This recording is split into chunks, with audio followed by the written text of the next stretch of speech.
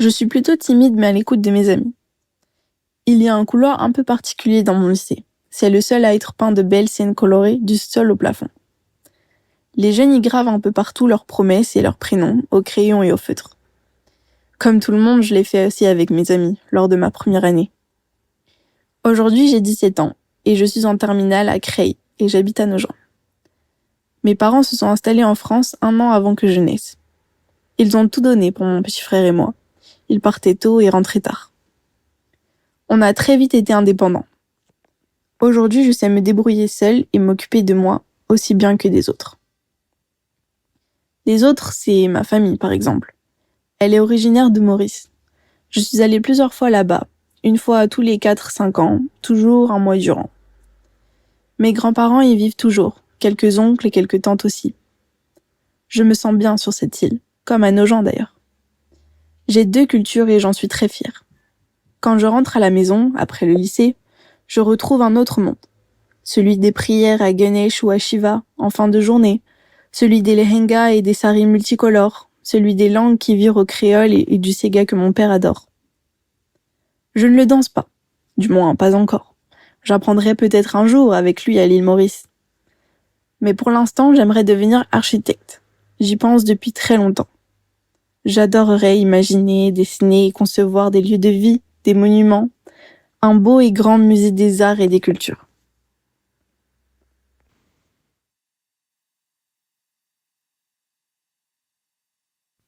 Mon prénom signifie joie en arabe. Mes parents sont tous les deux d'origine algérienne. Nous vivons à Creil. Plus tard, je me vois bien voyager un peu partout et même faire le tour du monde.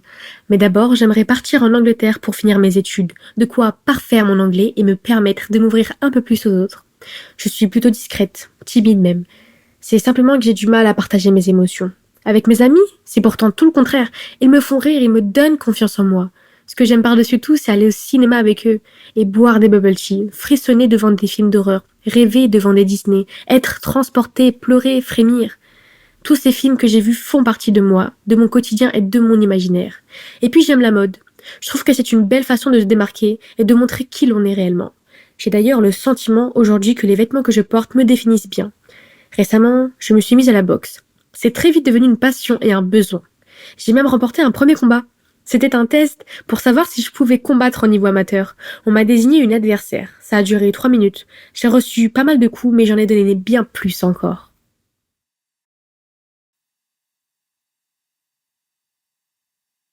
J'ai 37 manteaux.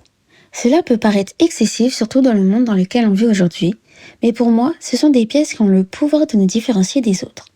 Qu'ils soient multicolores, en laine ou en coton, courts ou longs, ils affichent notre style et notre caractère. Je suis une personne introvertie, mais aussi créative. Mes manteaux, je les aime colorés et texturés. Ils me représentent bien. Quand je pense à demain, j'aimerais vaincre ma timidité pour parler à des gens que je ne connais pas et voyager au moins une fois sur chaque continent. Vivre à Paris au Canada et assister au Grand Prix de Formule 1 de Monaco. Je suis encore lycéenne, mais j'adore tester de nouvelles choses comme la peinture, le montage vidéo ou encore plus récemment la danse. J'aime aussi simplement sortir avec mes copines, regarder des séries, lire des mangas ou faire les magasins. D'ailleurs, il y a peu, j'ai vécu une drôle d'expérience à propos de shopping. Je sortais d'une boutique, ma nouvelle acquisition dans le sac, j'étais au téléphone et il y avait beaucoup de bruit autour de moi. Je n'ai pas fait attention à la sonnerie des portiques de sécurité, ni aux vigiles qui m'appelaient sur le trottoir. Je me suis engouffrée dans la station de métro la plus proche, et là, sur le quai, des policiers m'ont interpellée m'accusant d'avoir volé le manteau. Retour au magasin, et un court interrogatoire plus tard, ils se sont aperçus que l'antivol n'avait tout simplement pas été retiré à la caisse. Je l'aime d'autant plus ce manteau.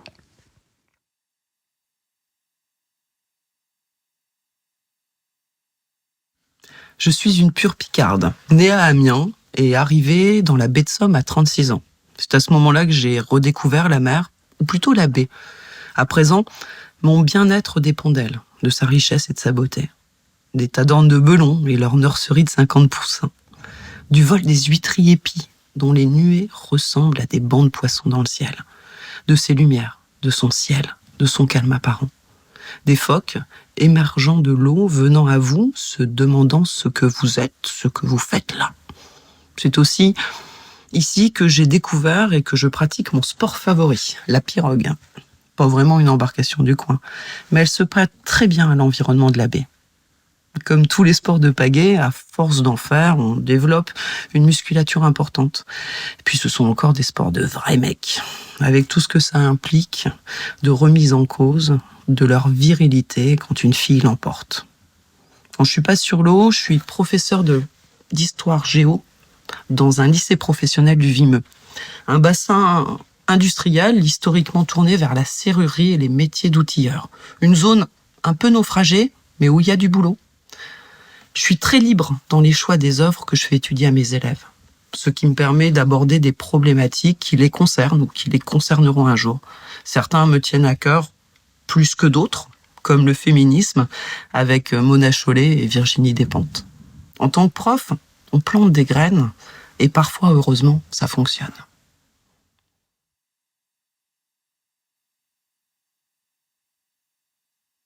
Apporter de la joie autour de moi, aider, écouter, comprendre, débattre aussi. Je suis une personne extravertie. Je me sens à l'aise en présence des autres, avec les autres, pour les autres.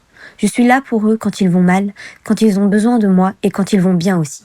Ça m'apporte beaucoup de bonheur de voir les autres heureux, à commencer par mes amis. Ils me rendent incroyablement vivante et me donnent l'impression de pouvoir accomplir de grandes choses.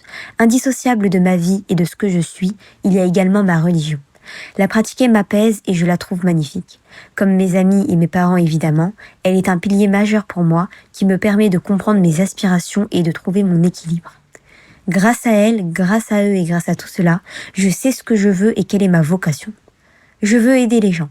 Je veux devenir psychologue et m'engager dans des associations caritatives. Je veux venir en aide et faire le bien. Je veux que ma vie soit utile aux autres. Pour cela, je dois être libre. Dans tous les sens du terme. Libre de choisir, libre d'être moi-même, libre d'être heureuse. Cette liberté, j'ai l'impression d'être sur le point de l'atteindre. J'en ai des frissons.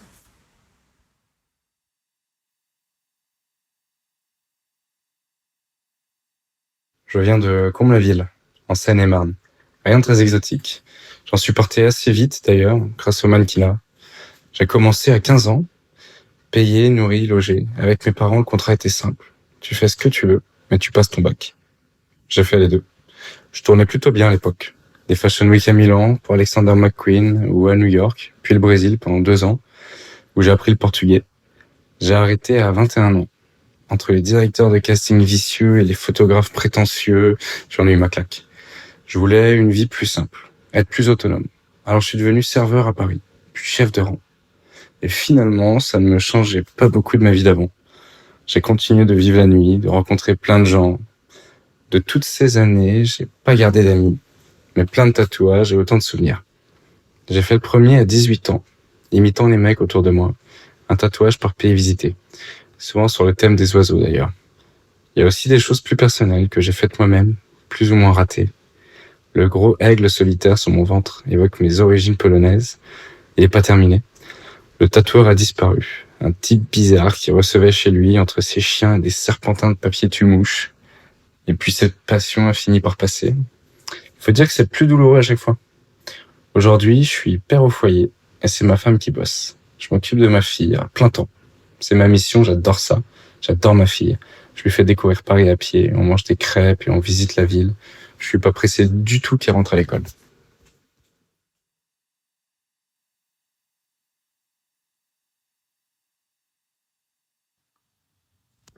1,5 km de natation, 40 km de vélo et 10 km de course à pied. C'est la formule classique du triathlon. Je me débrouille bien à la nage, en vélo aussi, mais je suis un peu lourde et donc lente en course à pied. C'est là que je perds toutes les places que j'ai gagnées plus tôt. Toute la difficulté de ce sport réside dans les changements de position du corps. Sa beauté, c'est qu'il se pratique en extérieur, qu'il vous en met plein la vue, vous fait voyager, rencontrer des gens de tous les milieux et de toutes les origines. Des gens bons et solidaires entre eux. C'est un sport d'endurance et d'amour. Je m'entraîne le matin et je travaille l'après-midi. C'est un sport chronophage qui demande une bonne hygiène de vie, de bien manger et de bien dormir. Pratiquement tous mes week-ends de printemps et d'été y sont dédiés. Mon mari râle un peu. Mais c'est comme ça. Ce qui ne l'empêche pas d'inviter les copains pour faire la fiesta de temps en temps. De toute manière, Même si nos enfants sont partis maintenant, on n'est jamais seul à la maison. On a 6 chiens, des poules, 3 chats et 3 chevaux. On est heureux sur la côte picarde. Ici, et de manière générale, on me connaît surtout en tant que sportive, bien plus qu'en tant que chef d'entreprise. Je parle très peu de mon travail. Je ne peux pas dire que je sois discrète, ça non, mais disons que je choisis les sujets de ma discrétion. J'ai toujours un peu peur qu'on ne me côtoie pas pour les bonnes raisons. Ce dont je suis sûre, c'est que grâce au triathlon, j'ai découvert qui je suis, que j'aime les gens et que j'ai un mental de dingue.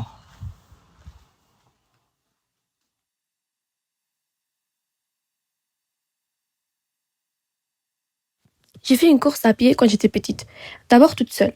Mon père m'a rejoint à mi-parcours. Mon père est un expert de la tortilla de patata. C'était aussi un coureur professionnel, spécialisé de la course de fond. Moi, ce n'est pas mon truc.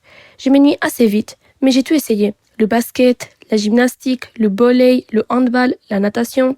Mon truc à moi, ce sont les sciences, les maths, la physique et la chimie. Je voudrais intégrer une grande école d'ingénieurs et me spécialiser en aéronautique. Je ne sais pas d'où ça me vient. Ce que je sais, c'est que j'aime le ciel et les étoiles. Le théâtre aussi. J'en fais depuis mon entrée au collège. J'ai commencé en Espagne, à Grenade, où je suis née et où j'ai grandi. Je n'ai jamais arrêté depuis, même quand je suis arrivée en France en 2019. Ma mère, mes sœurs et moi avons rejoint mon père qui avait ouvert une pizzeria à Paris quelques années plus tôt. J'arrive à garder contact avec quelques amis espagnols que je revois pendant les grandes vacances, avant de descendre ensuite au Maroc pour voir le reste de ma famille, à Agadir. Enfant, nous y passions tous nos étés, de la fin de l'école jusqu'à la rentrée. Je me souviens de la voiture pleine de valises et des cadeaux. Nous sommes des schleurs, d'origine berbère, un peu comme les Kabyles en Algérie, avec qui nous partageons quelques traditions, motifs et tenues. Résultat, je parle 4 langues aujourd'hui, l'espagnol, le chulh ou tachlhit, l'arabe et le français, depuis peu. 4 langues, 4 cultures et la sensation étrange d'avoir autant de versions de moi.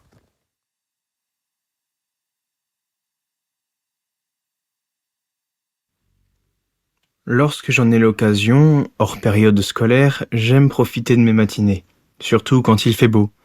Je me lève assez tôt, je me prépare un petit thé, des tartines, et je m'installe sur la terrasse. Je lis et j'écoute chanter les oiseaux. Le chat de la voisine passe souvent, il m'aime bien. Quand je ne suis pas en pyjama ou à l'école, j'aime bien m'habiller élégamment. Ça vient sûrement des films que j'ai regardés. Certes, ça n'a aucun sens que James Bond porte un costume en permanence.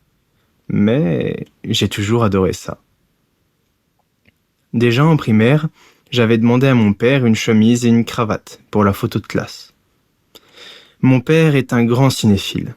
C'est lui qui m'a fait découvrir le cinéma dès mon enfance. Les 7 mercenaires, le pont de la rivière Kwai, Jason et les Argonautes, etc. J'ai d'abord voulu devenir acteur, avant de me passionner pour les effets spéciaux. Georges Méliès, Ray Harryhausen, Pixar. Je me suis intéressé à cela et à bien d'autres, à leur technique, au backstage et au making-of. J'ai commencé à écrire mes propres scénarios à l'âge de 10 ans. Des histoires courtes d'abord, que ma mère corrigeait. Des tournages en famille avaient lieu pendant les grandes vacances. On a réalisé plusieurs films au fil des années, de moins de 40 minutes, Carrie et Glotch, dans lequel j'incarne notamment le méchant. Je ne suis pas un excellent scénariste, mais j'essaye tout de même d'apporter de la nuance et de l'antagonisme dans le caractère de mes personnages, et dans leurs interactions. Pour cet été, le dernier avant que je n'intègre une école spécialisée en technique d'animation, on a vu les choses en grand.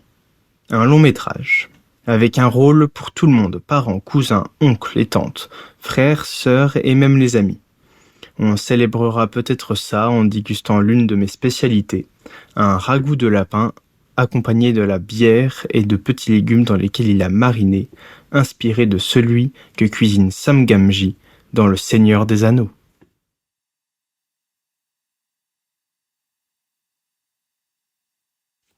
Je suis né à Toulon où la flotte française a été sabordée en 1942.